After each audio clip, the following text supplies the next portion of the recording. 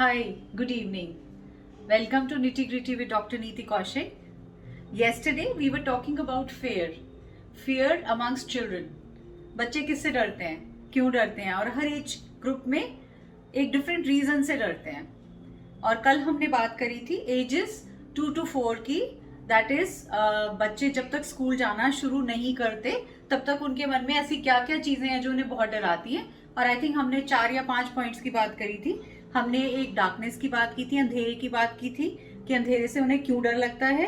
एक हमने वार्डरोब्स की बात करी थी, अलमारी, कि उनके लिए अलमारियां बहुत बड़ी होती हैं और वो क्या रीजन है जिसकी वजह से उन्हें डर लगता है.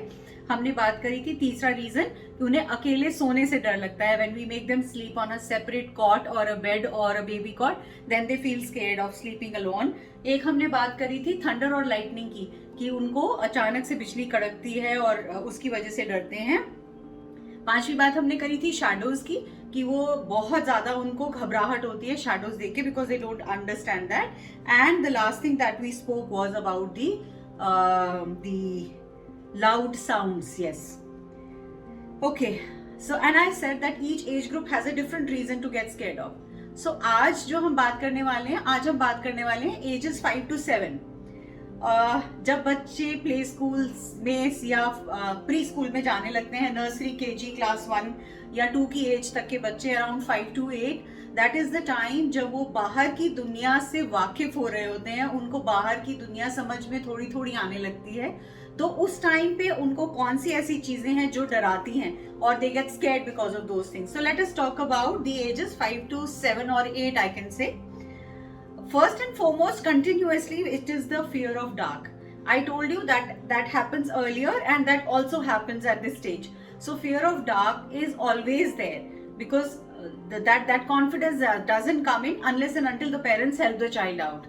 Second important thing यहाँ शुरू होता है fear of doctors.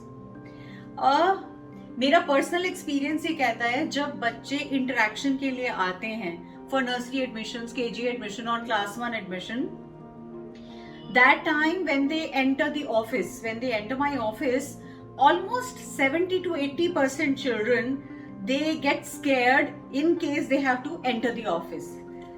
इस वजह से नहीं कि प्रिंसिपल के ऑफिस में घुस रहे हैं, बट इस वजह से कि उनके मन में एक ये डर रहता है कि ये एक डॉक्टर का केबिन जैसा दिखता है. दे फील एक बड़ी टेबल है, उसके पीछे एक डॉक्टर है और ये अभी इंजेक्शन लगने वाला है मुझे.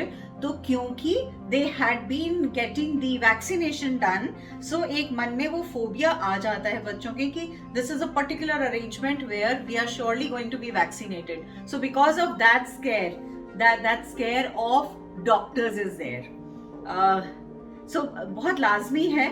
And then any formal setting when they see, any formal office when they see, they think it's a doctor's cabin and वहां पे आके उनको वो घबराहट होनी शुरू हो जाती है. So this is one. Third important thing, again I'll say at this age, is loud noise. कुछ भी जोर से नीचे गिरेगा या बहुत बार किसी तरह से अगर टीचर कुछ जोर से रखेगी तो वो एकदम से डर के सहम के रोने लगेंगे because loud noises disturb them. Another very important thing is at this stage they are scared of insects and animals. मच्छर, मक्खी से लेकर even animals like dogs and cats, they scare them. Why? Height छोटी है, almost same size of a dog, और वो उनको लगता है कि एक बड़ा सा कोई चीज हमारे सामने आके खड़ी हो गई. So they get scared with the bigger animals. Now coming to the mosquitoes and flies and all, they realize that when they sting, when they just sting, or because of the mosquito bite, you know, when they see that kind of a mark, or it adds to itching, so they realize कि कुछ है जो मुझे तंग कर रहा है, मुझे परेशान कर रहा है. So they get scared and they start crying the moment they have a look at any insect crawling or any mosquito or fly, and similarly goes for the animals. Now we come to the last point at this age group, which is very very important, which we must understand. They have a fear of friends rejection. Now when I say friends rejection, so you'll understand that okay, friends at this stage, yes, That's the first exposure to them outside the family. First time they start going out, they start meeting their friends, they start meeting their classmates, they start making friends with somebody.